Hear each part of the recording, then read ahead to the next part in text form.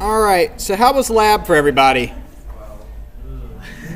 So this assignment I've given a bit of a longer due date on, right? So if I need to extend it, I will. But today's exercises should help with what we're doing. I put up a bunch of exercises that are on lists and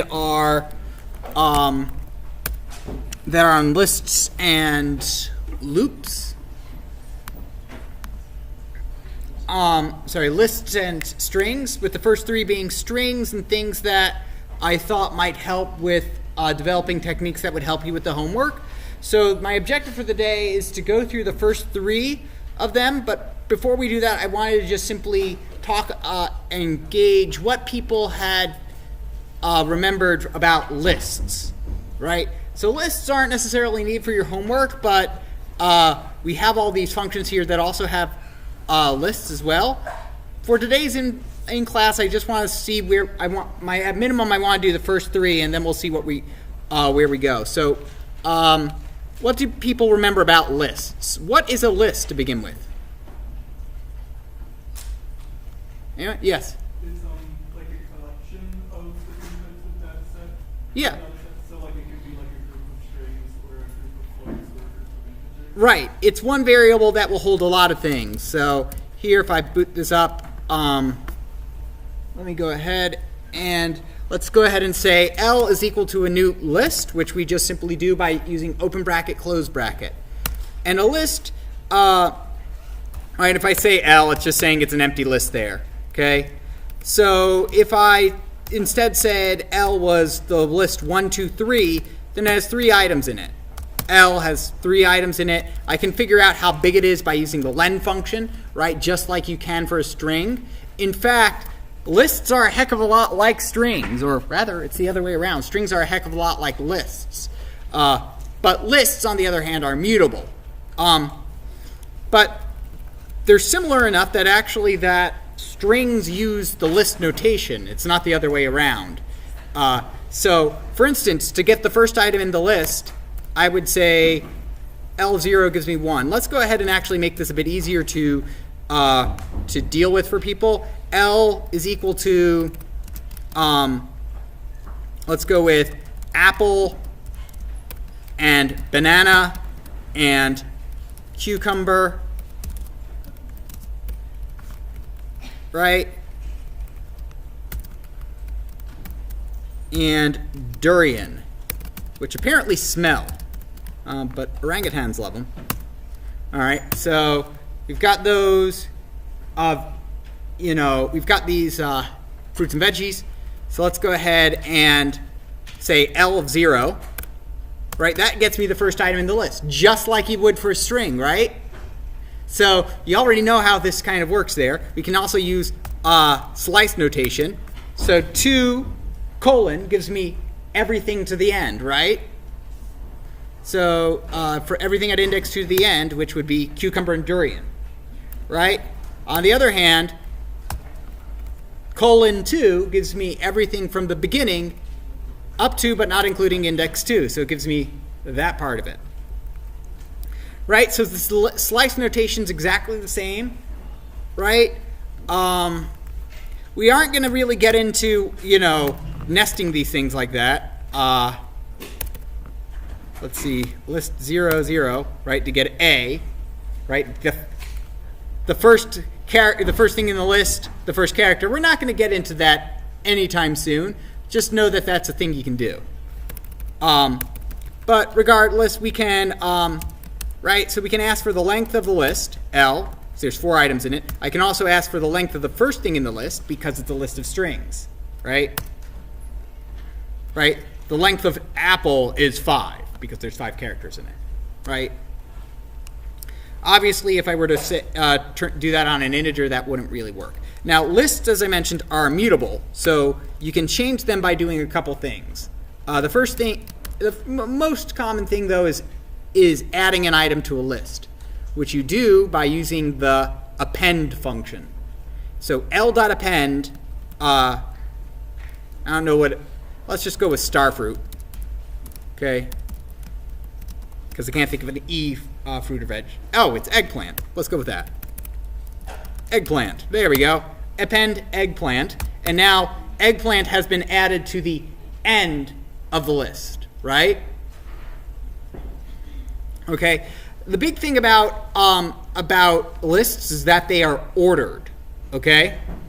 In other words, order matters for things in a list, just like orders matter in a string, right? A-P-P-L-E is spelled in a specific order.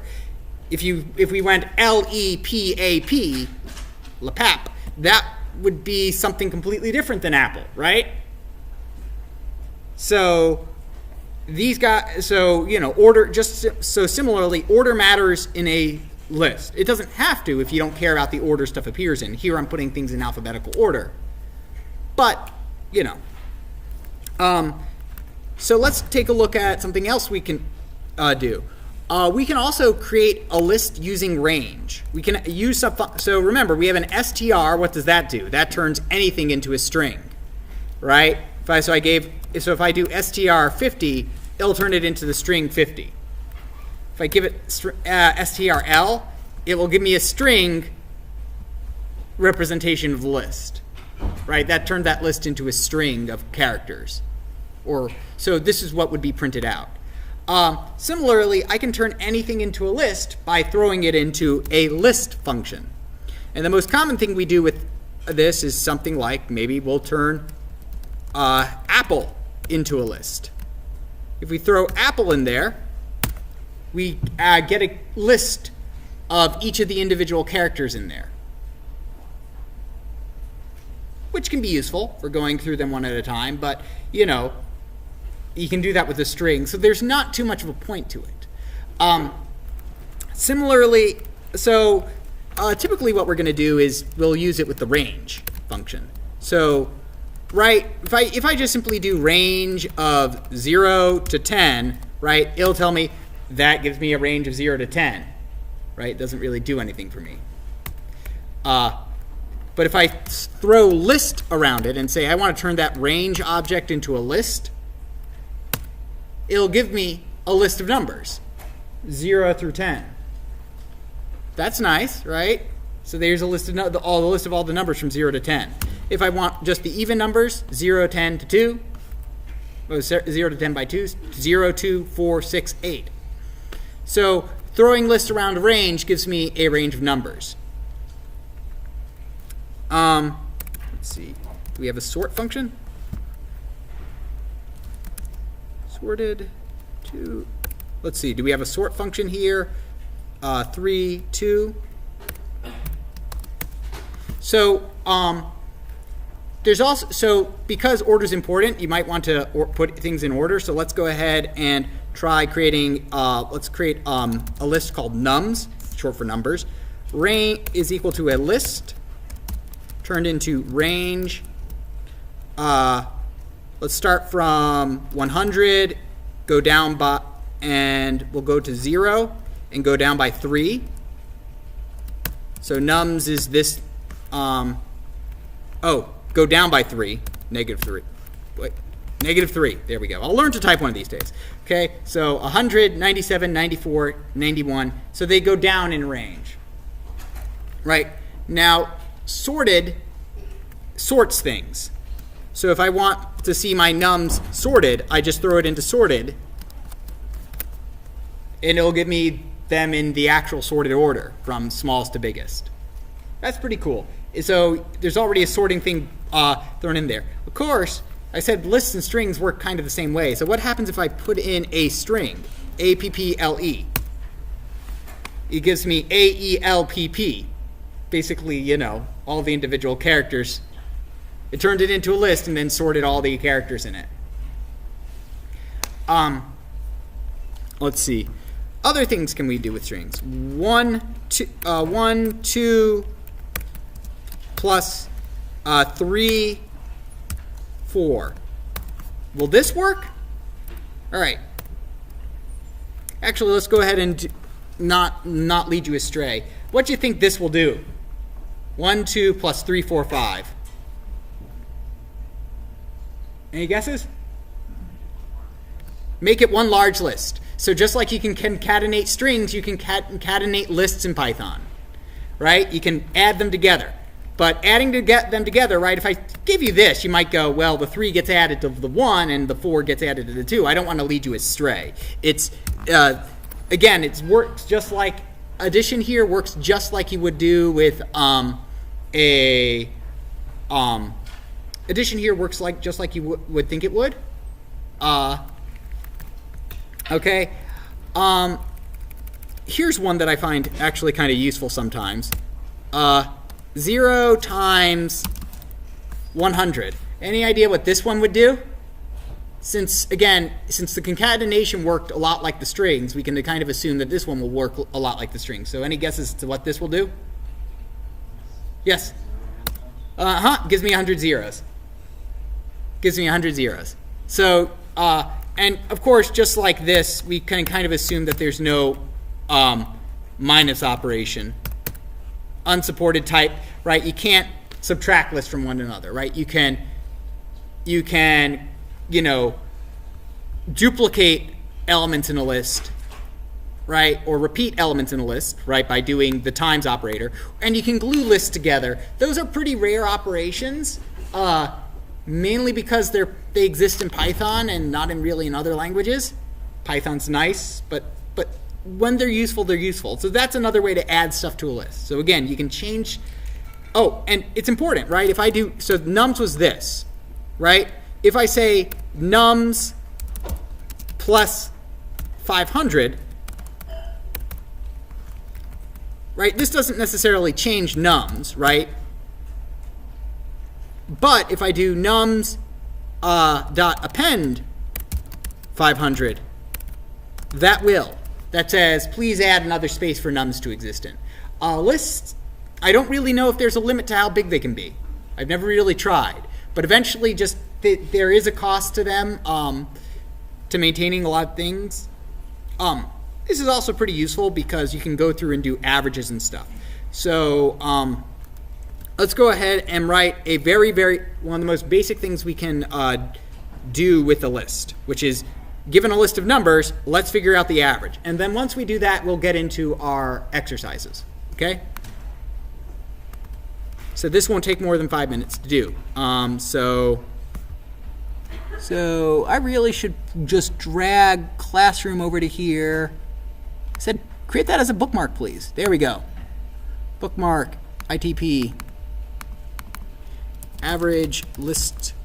All right, so let's go ahead and create a def average, which given and I'm going to again use L for list because list is a should probably save this as averagelist.py, right?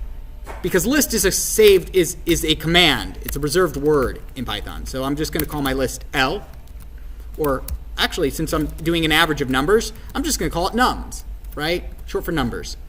So that's a bit more descriptive than a list. It tells me, hey, I want some numbers. This might not work if I'm just doing it on a list of strings, right?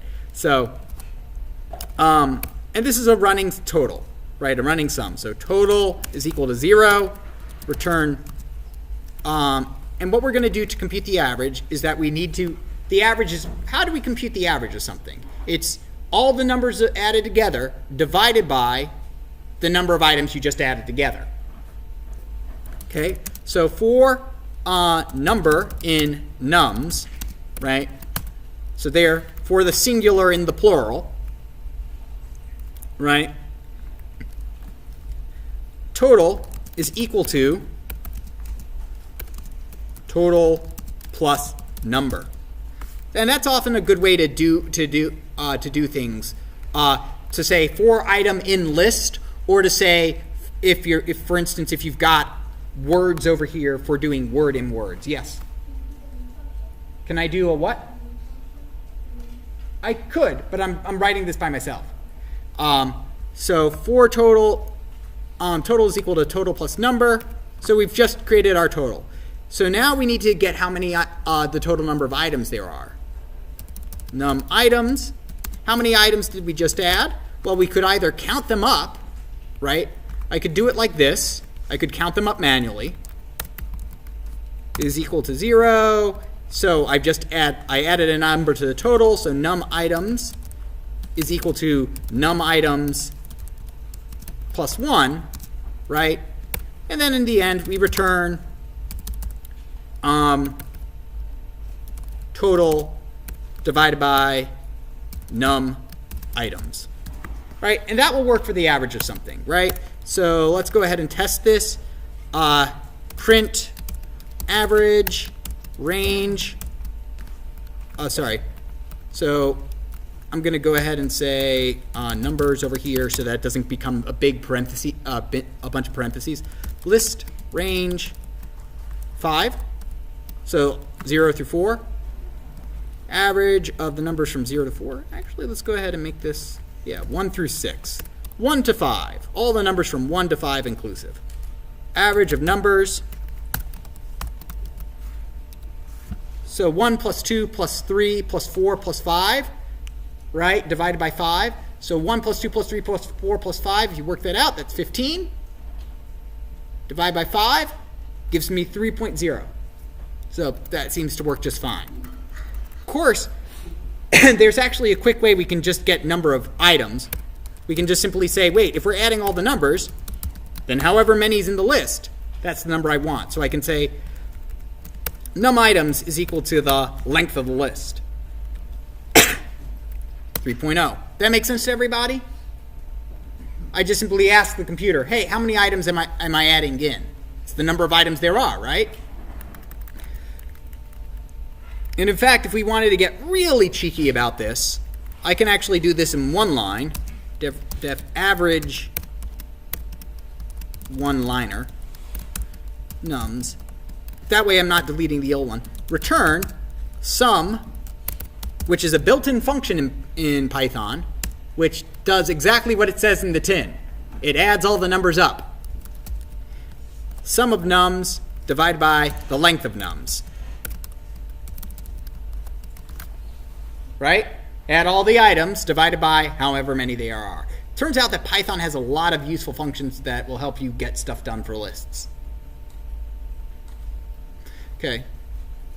So I believe you guys did tackle lists back on Thursday, but I wanted to give that brief overview before we jumped into doing the work, just so that because I didn't want to have to interrupt the session with that. All right. So let's talk about these 8 things I've done. I typically give these as homework assignments, but I think I'll just do these as quizzes for right now, or in-class exercises, so to speak. So what we'll do is that I'll give you time to go over them.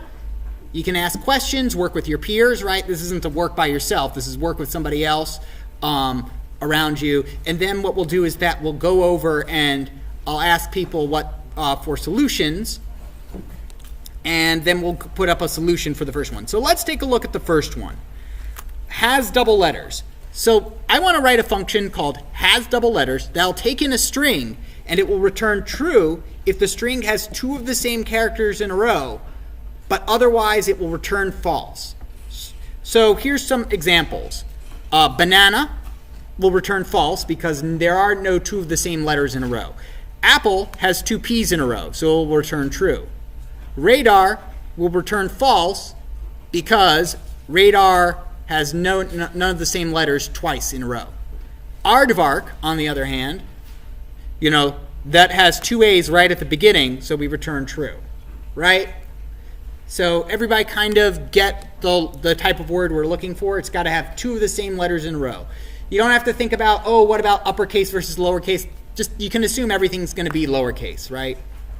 Right. You can assume that it's lowercase. Don't have to really parse it out too much. So let's go ahead and get started with this one. Now, this one you really do care about what the index is because you care about what index is because you got to be able to look at the next letter. All right? So that's my hint to you. So you want to use either want to use a for loop that enumerates over something, or this might be a bit more useful, using a while loop and keeping track of what letter you're currently on, which is pretty helpful for your homework. All right, so go ahead and get started with that, and go ahead and work with the people next to you, especially if you need a laptop. If you don't have a laptop today, pair up with somebody who does, and you both need to submit something, so just have your partner send you the file once you guys, are, done with class.